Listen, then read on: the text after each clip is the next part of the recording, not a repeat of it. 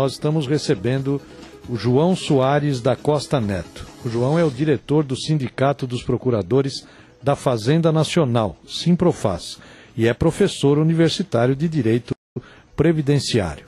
Nós vamos falar qual é o peso real dos impostos sobre o prisma e aquilo que interfere no bolso do cidadão. João Soares, boa tarde, prazer em recebê-lo aqui no CBN Cotidiano. Boa tarde, Bruno. Boa tarde aos ouvintes da CBN. É uma satisfação estar aqui para estabelecermos essa conversa, esse bate-papo sobre o nosso sistema tributário, sobre a necessidade de uma reforma tributária, a simplificação do nosso sistema, combate à sonegação. Espero que a nossa tarde seja muito proveitosa. E será. João Soares, me diga uma coisa, o que é realmente, para aqueles leigos como eu, que não entendem muito disso, ou entendem até o suficiente para poder perguntar, o que é a Procuradoria-Geral da Fazenda Nacional? Exatamente o que é a Procuradoria? Vou tentar ser o mais simples possível para poder facilitar para o ouvinte entender. Na verdade, é um grande escritório de advocacia tributária do governo federal. Representa a União nas causas fiscais e tributárias. Executa a dívida ativa da União, que é o crédito público não pago, aquele que os contribuintes deixaram de pagar. Então a Procuradoria executa, ou seja, a Procuradoria finaliza o trabalho da Receita Federal. A Receita Federal apura o crédito e a Procuradoria depois cobra judicialmente quando o contribuinte, agora devedor, não fez o pagamento espontaneamente ou não fez o pagamento administrativamente. E também defende a União nas causas fiscais e tributárias. Esse é o trabalho até de enorme relevância, porque representa ações muito vultosas, de bilhões de reais. Então a Procuradoria faz isso. Na verdade, os procuradores são advogados públicos que representam a União especificamente nas causas fiscais e tributárias. Está muito bem explicado, e se você quiser mais explicações e participar da nossa entrevista, você pode ligar aqui para o 2108-0101. Na medida do possível, eu farei as perguntas ao Dr. João Soares, e você pode usar dos Twitters também. O Twitter da rádio é o @RádioCBNJP. O Luiz está aqui acompanhando o Twitter, e eu estou no meu Twitter, que é o @BrunoFComenta. Então você liga, participa, e nós teremos o maior prazer de passar a sua pergunta ou sua dúvida ao Dr. João Soares. Na verdade, tributo e imposto, salvo engano da minha parte, é a mesma coisa. Ou temos alguma diferença? Tributo é o gênero do qual o imposto é uma das espécies. Temos também as taxas, as contribuições sociais, as contribuições de melhoria. Né?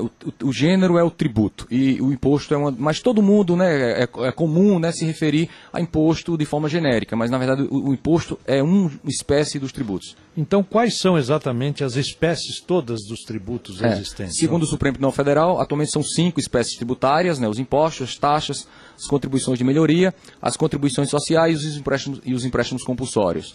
Né? O Código Tributário Nacional falava em 3, mas o Supremo já chegou, a partir da Constituição de 88, né, a essa divisão de 5 espécies tributárias. Um outro detalhe, o que mais preocupa, né, a população, todos que têm um salário, todos aqueles que dependem do seu dinheiro mensal para sobreviver, junto com a sua família, qual é o peso real dos impostos sobre o bolso do cidadão? Eu ouço falar, por exemplo, desse famigerado cigarro, da qual fui um usuário durante 30 e poucos anos e me livrei, graças a Deus, que lá estão embutidos 90 e pouco, 88% de imposto. Isso. Aí ouço falar de carros que uma hora não tem, outra hora tem, aí tem a linha branca que tem e que não tem, aí você vai comprar uma batata e da batata de R$5, não sei quantos reais é imposto. Exatamente como é que incide no nosso bolso, doutor João? Olha só, Bruno, vamos tentar ser o mais didático possível, né, para a gente não tornar a tarde complicada ou de difícil interpretação. Nossa carga tributária é elevadíssima. Né? Hoje o Brasil temos aproximadamente 36% do PIB, né, a carga tributária incide sobre 36% do PIB. Então, aproximadamente cerca de 3 a 4 meses do ano, o assalariado trabalha para pagar tributo. Né? A repercussão, a incidência desses tributos na cadeia produtiva, ela é diversificada. Né? Sobre cada produto tem uma incidência diferente. Né? Sobre os cigarros, 88%, mas porque também serve como um desestímulo ao consumo. É isso que eu queria lhe perguntar. Isso é também como desestímulo? Também. Em relação aos cigarros, é como um desestímulo ao consumo. Por exemplo, em relação à cerveja, uma lata de cerveja nós temos 55% de incidência de tributos. Isso também é uma espécie de desestímulo. Eu vou até fazer uma brincadeira. Lamentavelmente, né? Nós todos gostamos de tomar cerveja no final de semana, mas 55%. Sobre outros produtos de primeira necessidade, a carga tributária um pouco menor. Recentemente, inclusive, a presidente Dilma, ela desonerou a cesta básica. Né? Você viu ela fez um grande pronunciamento. Exatamente, o que é digno de elogios. Porque aí eu vou fazer uma crítica, aquela desoneração apenas dos automóveis não surtiu o efeito desejado e pode dizer que foi injusta, porque nós não temos fábricas de automóveis no Brasil, nós temos montadoras, e essas montadoras remeteram 2/3 daquilo que foi desonerado para o exterior. Dos cerca de 30 bilhões do IPI que foi desonerado, 20 bilhões foram remetidos às matrizes. Não reverteu não reverteu tanto em redução do valor do produto, dos automóveis, dos veículos para os brasileiros. Então, nós temos uma carga tributária bem diversificada sobre toda a cadeia produtiva. João, me diga uma coisa. Primeiro, uma curiosidade. Eu ia deixar para o final, mas não aguento porque eu sou curioso demais. Aquele negócio que tem lá na Epitácio, aquele painel, que hoje está em não sei quantos trilhões lá. Já está em mais de um trilhão. Foi ano passado, bateu em 1 trilhão, né? Esse ano ainda não. Aquele negócio é real, aquilo ali? Uma aproximação, é uma especulação que eu não sei se é da Fiesp, se foi a Fiesp. E é colhido dado da onde? Do Brasil todo, mas de que maneira? Do Brasil inteiro, incluindo impostos federais, estaduais e municipais. Não tem, na verdade, um conteúdo científico. Não tem um conteúdo científico. É uma especulação, né? Mas dá uma ideia do quanto é elevada a nossa carga tributária. Inclusive, desculpe interromper, nós estamos também pensando em criar um sonegômetro. Né? Que é o contrário. Que seria o contrário. Quem não está pagando. Porque eu estou com dados aqui, eu trouxe para você e posso dizer aos ouvintes. Não, quero que já diga, porque é importante. Lá tem 4 trilhões de impostos e o sonegômetro... O sonegômetro no Brasil se sonega aproximadamente cerca de 200 bilhões por ano. 200 bilhões? Bilhões por ano. Enquanto o custo da corrupção no Brasil é entre 40 e 70 bilhões. Então você tem um prejuízo muito maior para o Brasil hoje em dia, muito maior para a sociedade brasileira com a sonegação de impostos do que propriamente com a corrupção. Isso são dados do Instituto Brasileiro de Planejamento Tributário, IBPT, e são dados também da Fiesp, ou seja, são órgãos não oficiais. São órgãos, inclusive, do empresariado e da sociedade civil. Né? Um órgão científico, acadêmico, com a IBPT, e um órgão, né, a Fiesp, que representa a Federação das Indústrias de São Paulo, que é o estado mais forte da federação. Então, eles trazem esses dados. O custo da sonegação fiscal, o custo da sonegação tributária, para o Brasil é muito maior do que o próprio custo da corrupção. É um dado importantíssimo a ser analisado. Se você quiser participar, você pode ligar. Ligue para o 2108-0101 ou então utilize-se dos twitters, né? O Twitter da rádio, que é o @RádioCBNJP. O meu Twitter é o @BrunoFComenta. João, quais são os produtos que mais sofrem com esta carga e aqueles que menos sofrem, os mais atingidos e os menos, você já disse, do cigarro, da cerveja, e os menos atingidos são quais? Bem, atualmente são os gêneros de primeira necessidade, a cesta básica, aqueles que fazem parte do consumo mais necessário para a sobrevida, para a subsistência do ser humano. Mas eu não tenho praticamente o dado específico de quanto incide. Nós precisamos utilizar o aplicativo. Nós criamos aplicativo para isso, porque nós temos uma carga tão elevada e tão diversificada, né, em vários segmentos da cadeia produtiva, nos vários gêneros, né, produtivos, que é difícil você conseguir conter todos esses dados. Por isso nós criamos esse aplicativo para os smartphones, para poder facilitar a vida do consumidor, para que ele, quando for ao supermercado, for adquirir qualquer produto, ele saiba, é um instrumento de cidadania, para que ele saiba quanto é que ele está pagando a título de tributo, a título de imposto. Você disse que o sonegômetro hoje está em 200 bilhões. Não, temos uma ideia sobre isso. Nós estávamos querendo fazer isso para poder criar uma outra via, né, uma outra visão. Né? A pessoa não ficar ligada apenas de quanto o governo está arrecadando, mas também quanto ele está deixando de receber por conta da sonegação. E aqui na Paraíba, que é exatamente onde você atua com seus companheiros, nós estamos num valor aproximado de quanto que vocês cuidam para tentar receber? Olha aqui na Paraíba nós somos o 5º estado do Nordeste em termos de arrecadação tributária. Né? Nós estamos atrás da Bahia, do Pernambuco, do Ceará e do Rio Grande do Norte. Na quinta, aí vamos ter que fazer uma certa divisão. No Nordeste inteiro nós somos o 5º. Na 5ª região, eu estou falando em termos de justiça agora, porque nós compomos a 5ª região da Justiça Federal, né, que compõe os estados de Sergipe, Alagoas, Pernambuco, onde fica o Tribunal Regional Federal, Paraíba, Rio Grande do Norte e Ceará.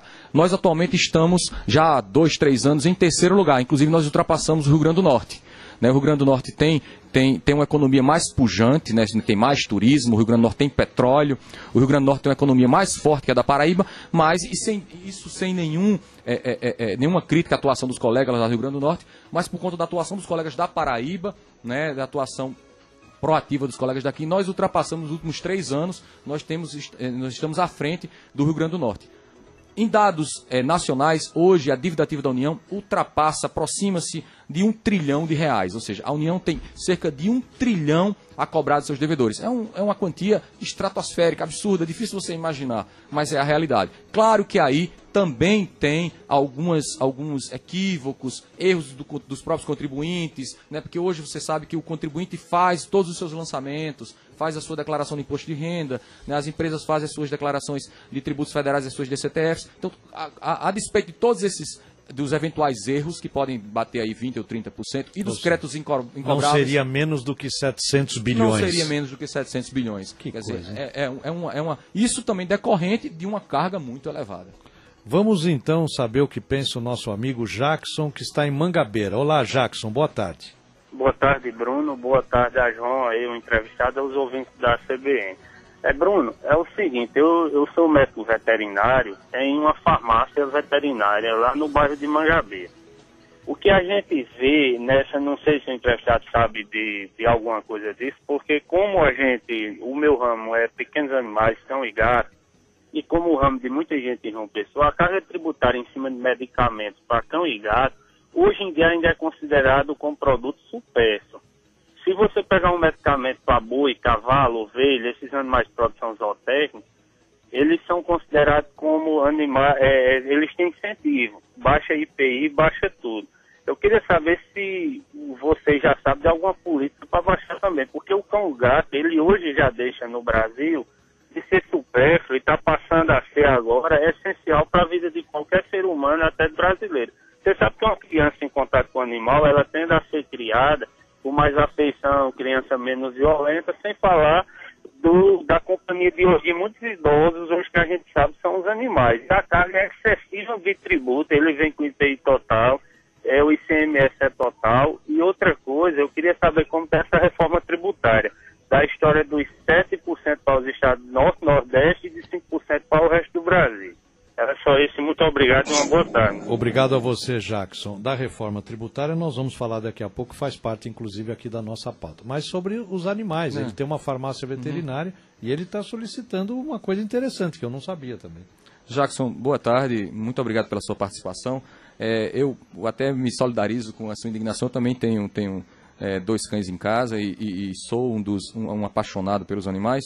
E eu estava olhando aqui, olhando o aplicativo, por exemplo, uma ração para gato ou cachorro, né, você paga cerca de 41,26% de tributo em cima. 1 quilo de ração de R$10, você vai R$ 4,13, é só tributo, é só imposto.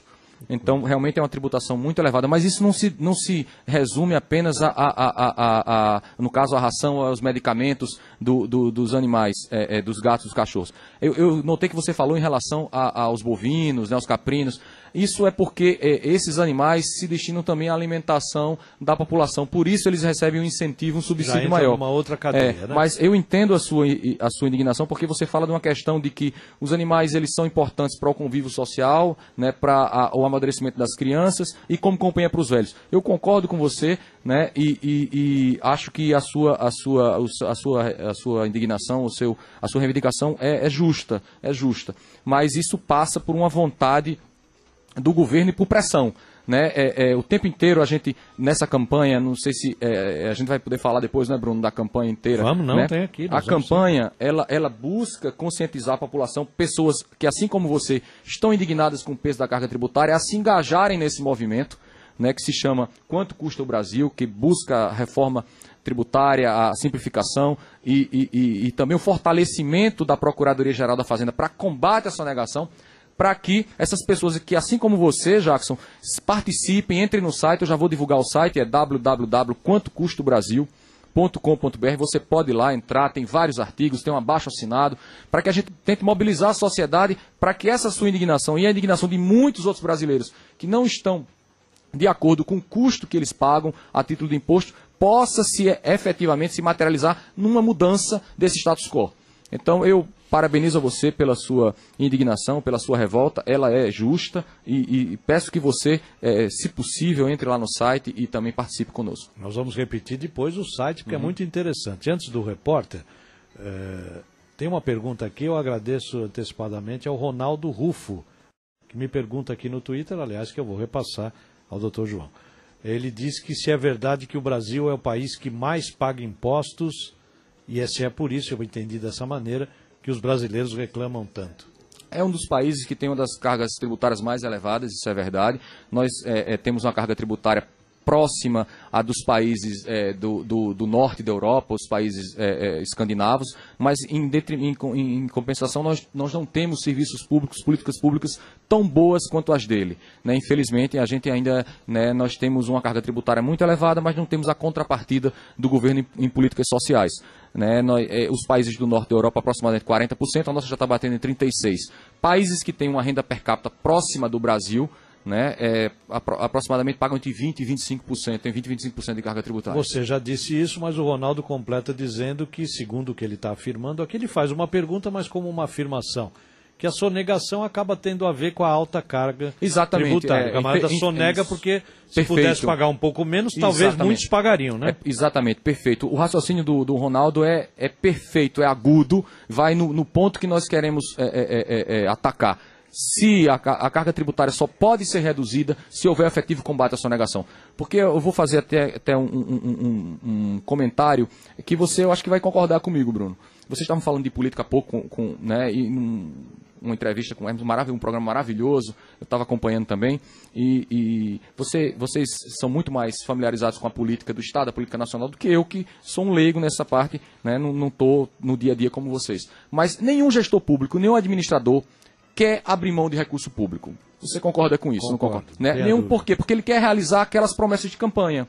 Ele quer realizar aquilo que ele prometeu aos seus eleitores. Então, é muito difícil você convencer um governador, um presidente da República ou um prefeito, você precisa reduzir a carga tributária. Por quê? Porque ele vai dizer, se eu reduzir, eu não vou ter recursos para implementar, para fazer as obras que eu prometi, para implantar os benefícios sociais que eu quero fazer. Então, o que é que nós sugerimos?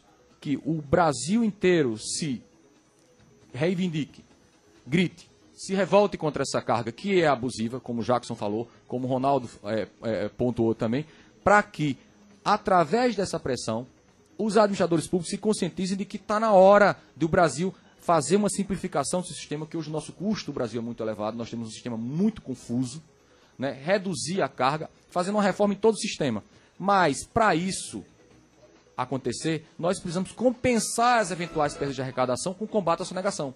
Se nós reduzirmos esses 200 bilhões de sonegação para 100, nós vamos poder reduzir em 100 bilhões a arrecadação tributária. Ou seja, recuperando o que não está sendo recebido, há uma diminuição da exatamente, o lema é isso. E aí, para isso, nós nos prontificamos. Nós nos colocamos procuradores da Fazenda Nacional como órgão responsável pela arrecadação para efetuar esse combate e ser um instrumento para que seja reduzida a carga tributária. Depois do repórter CBN, nós ainda vamos falar sobre a nossa Paraíba, aquilo que custa às vezes muito caro na Paraíba e comparável a outros estados onde deveria o preço ser maior do que aqui.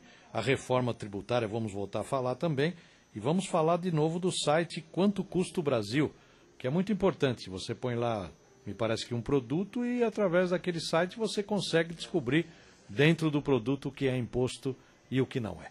João Soares, para a gente poder encerrar a nossa entrevista, teríamos muito mais a falar, mas infelizmente não podemos nos alongar muito mais.